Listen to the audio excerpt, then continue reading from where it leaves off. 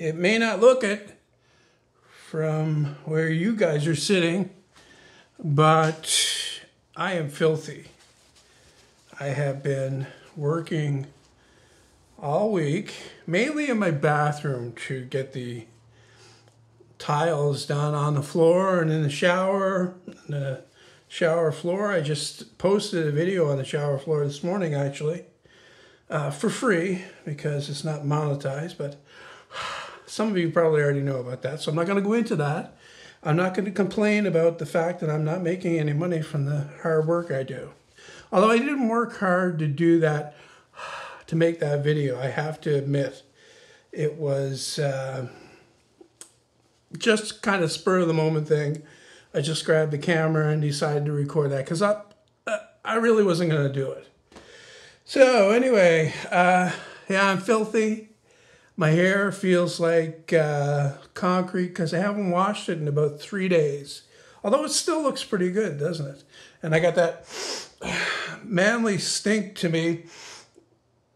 Maybe not. It's I can smell Old Spice actually, because even if you don't, if you're not so inclined to get a shower, you should at very least put on some antiperspirant. So not very much specific to talk about in this video. I wanted to actually kind of narrate some video that I took earlier in the week. I can't recall if it was, I'm pretty sure it was on Sunday actually that I went out and I did it. My old mailbox was falling down, not the mailbox itself, although that's in pretty rough shape too.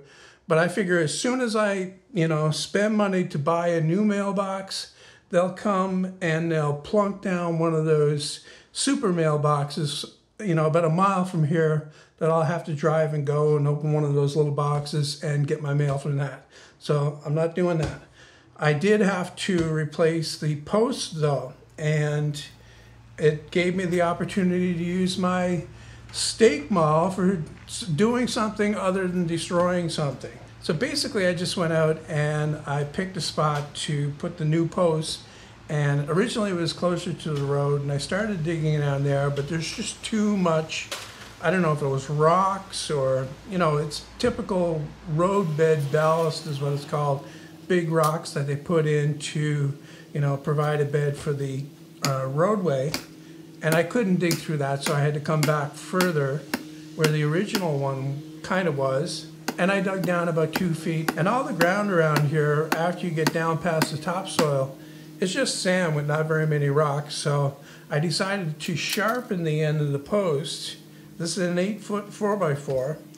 And drive it in another 2 feet into the ground using my stake maul. And I had to get up on the stepladder to reach it properly. And I'll tell you, that was a bit of a workout. After I had it driven down most of the way, I got down and I checked it with the level to make sure it's plumb. And then I gave it a few more whacks with the stake maul just for good measure. And when I was satisfied it was deep enough, it's about 4 feet into the ground actually, I started to pack the dirt back in around it.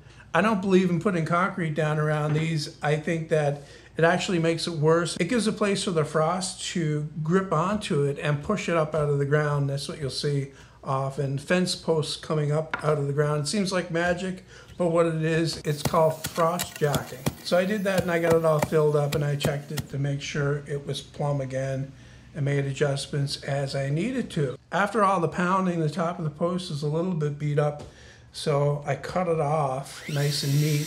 I also cut it to a peak so that it would shed water, like you're supposed to do with every post like that.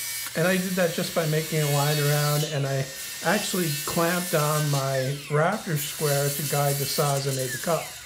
And the angle that I set the saw to was, I think, 22.5 degrees. And now because the post is so far from the edge of the road, I need a horizontal piece to put the mailbox out on. So I got another 4x4 and I notched the vertical one for a half lap joint that the other piece of 4x4 would fit into.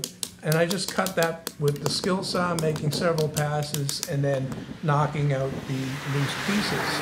And then after that, I went and got my chisel and I made it nice and flat on the bottom. And then of course I had to do the same thing with the other post that intersects it in exactly the same way. And then I did a dry fit to see if it would go together. And it was still too tight, so I got out the saw again and I made another cut, and then it went together really well. After I got the two pieces together, I went out on the end where the mailbox was going to be, and I could see that the post was twisted too much for me to mount the mailbox on there relatively level and flat. So I took the whole thing off again, and I brought it out back, and I planed that section of the post flat so that the mailbox would actually sit flat right on there. And then I was thinking that the end of it looked kind of clunky, so I figured I would dress it up a little bit by making it kind of, I don't know, cut in on a curve. It somewhat matches the rafter tails I have on the house out here on the eaves. So I thought that was a good detail. But I didn't go crazy with it. I just grabbed the chainsaw and I made that first cut, and then I sculpted it out with that. So I brought it back out and I put it in place. I put some polyurethane construction adhesive in that half-laugh joint and clamped it up. I also cut a brace for it. I didn't film any of that though, because at that point my neighbor stopped by to talk to me and distracted me.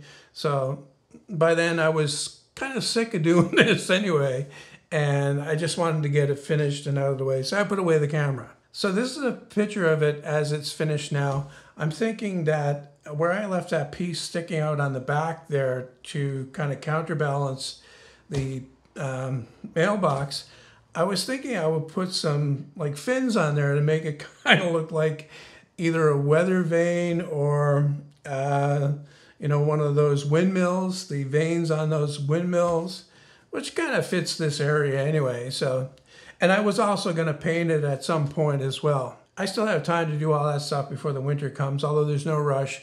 The main thing is that it is there and it's done and it's no longer falling down. I even got a thumbs up from the mailman the first time he dropped off the mail.